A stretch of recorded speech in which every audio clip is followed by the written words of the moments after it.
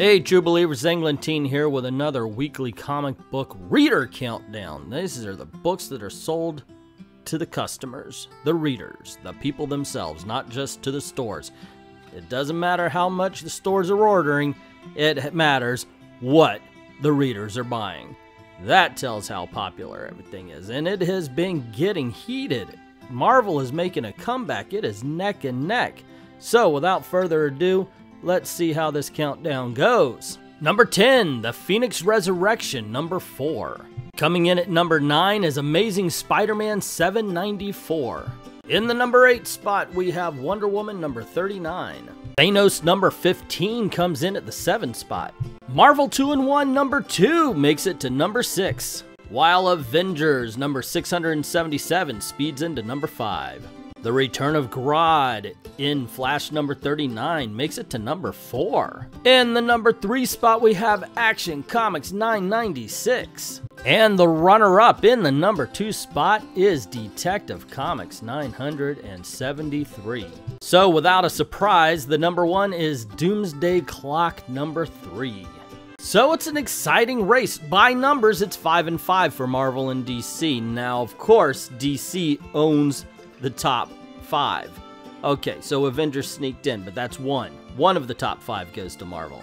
Either way, an exciting race. It's great to see two strong companies again, at least as far as sales, if not as far as storytelling. Of course, even strong sales is kind of relative these days. Can't forget to give a little shout out to all of the shops that contributed to this. Remember, this is based on the Bleeding Cool Top 10, so by all means, take it with whatever grain of salt you wish to. That being said, make sure to support your local comic book shop and any of these comic book shops if you're in the particular area. And now let's hear what they had to say about this last week. Solid sales week. Doomsday Clock is selling like an unstoppable selling machine. Easily taking the top spot. Exo Manowar is still doing well for us by breaking into the top 10. Lots of sellouts this time. Raven number 1 did really good. Might have done better even if we hadn't sold out of it. Thanos sold out. Wish we would have had more copies on hand to get it into the top 10, but we still have the previous issue on hand. Same story with Marvel 2-in-1 issue 2. At least with that issue, we were able to reorder it. Action Comics is doing very well. The hype for issue 1000 is helping it. X-Men Blue Annual 1 beats X-Men Blue issue 20 by 1 copy, and they both made our top 10 and might have made it higher, but we sold out. Very good sales for January.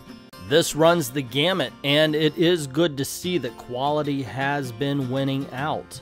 My favorite kind of week. A very diverse array of product with 4 publishers represented on the chart. DC again cleans up, shocking nobody. Marvel 2-in-1 was as good as comics starring The Thing and Human Torch can get, so it's nice to see people responding favorably.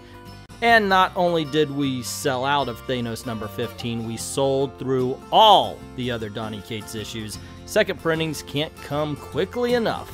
I have been singing the praises of Thanos since the first issue, and it's good to see other people are climbing on board. I know Weaponized Nerd Rage agrees with me, and guys, if you're not picking it up, this is one of the books that you should be. Our number 1 book of the week, Doomsday Clock number 3. Sold twice the amount of the books our number 2 did. People are clearly still jumping onto Doomsday Clock because we also sold a lot of 1s and 2s this week. Marvel did well this week with 5 books making the top 10. Phoenix Resurrection number 4 was our second best book of the week, but Thanos is the real star. That book is gaining readers big time. Overall, it was a good week. We have a lot of customers getting excited about what Marvel and DC are doing. Excitement and anticipation are building. I hope the publishers don't let the fans down. DC dominates with Doomsday Clock again as it sold over double the amount of copies as the next highest selling book at FFF this week, The Flash. Nightwing New World Order ended its miniseries at number 9, selling better consistently than his regular title. To their credit, Marvel has been selling better with some titles placing 5 books in our top 10. Thanos is still the top-selling Marvel book, but 2-in-1 and Avengers seem to both defy expectations and are selling fairly well. Phoenix Resurrection, Marvel's other weekly book, is also still selling well at number 8 despite the one-time delay. Redneck and Sink were the only indie books to crack into the top 20 at 17 and 18 respectively. It's a little shocking to see both a Donny Cates book not in the top 10 in the week it came out, and to see a non-Image indie book sell decently.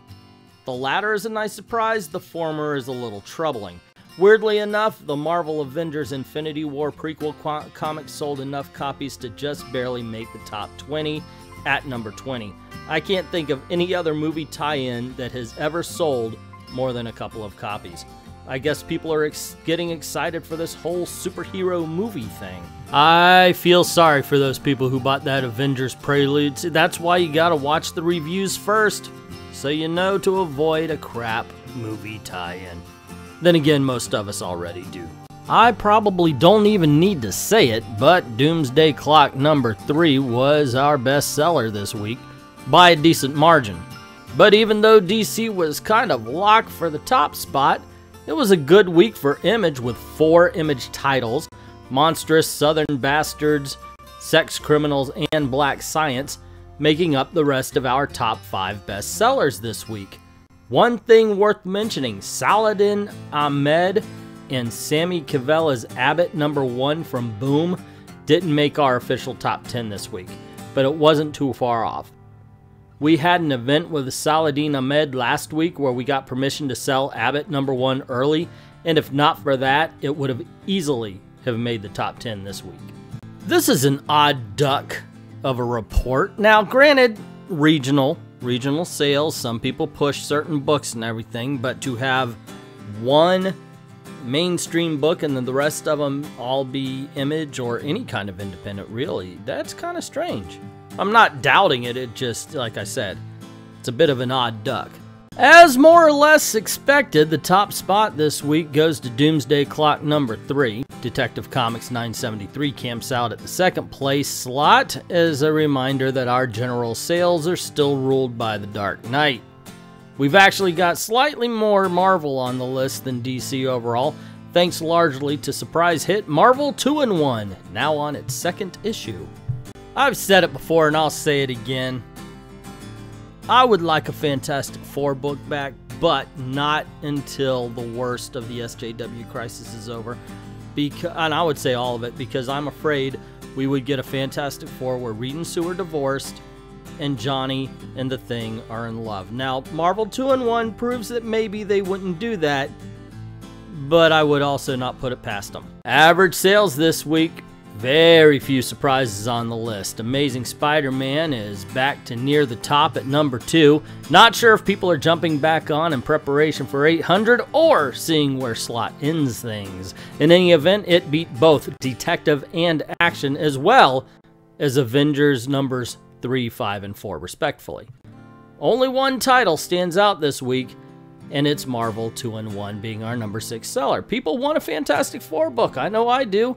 Oh, and a sequel to some 80s book was number 1 by a lot.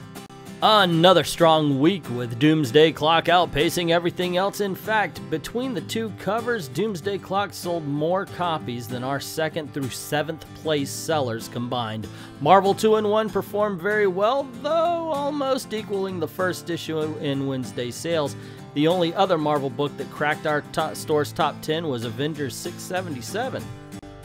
And there you go, true believers, that's the countdown of floppies sold to customers, sold to readers. These are what people want, and those are the reports, that's telling you.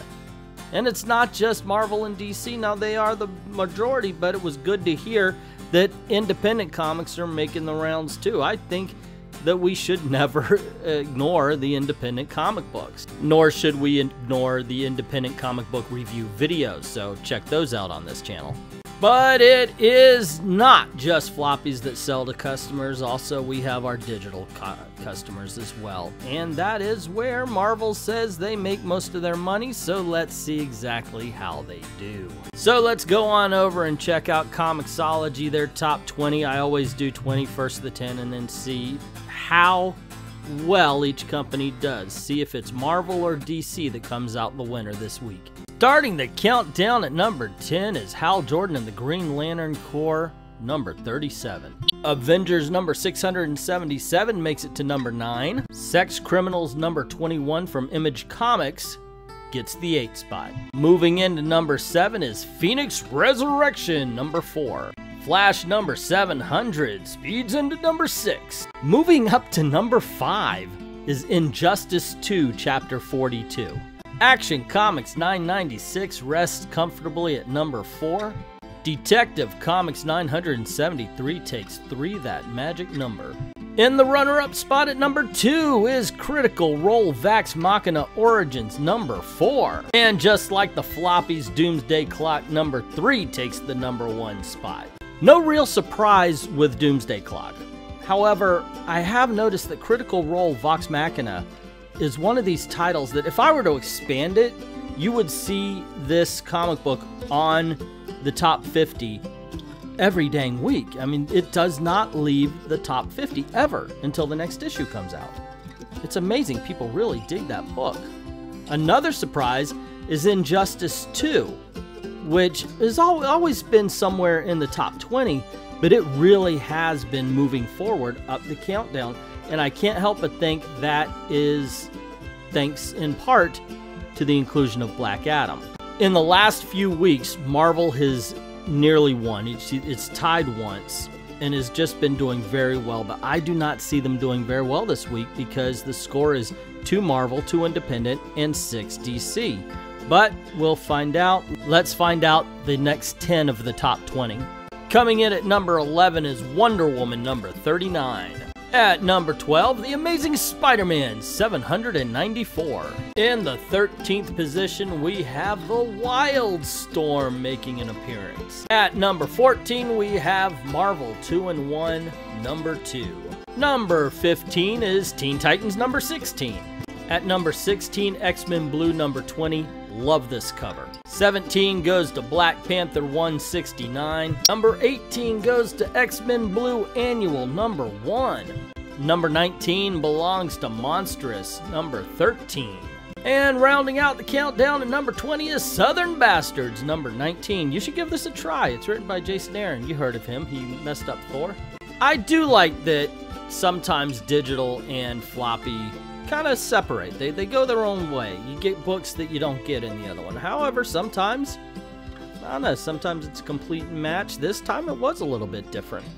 Now, the inclusion of 4 independents kind of messed up both, as DC got a lower number than they have in a lot of weeks now, but it also made Marvel get the lowest number they've had in a few weeks, and that's only 7.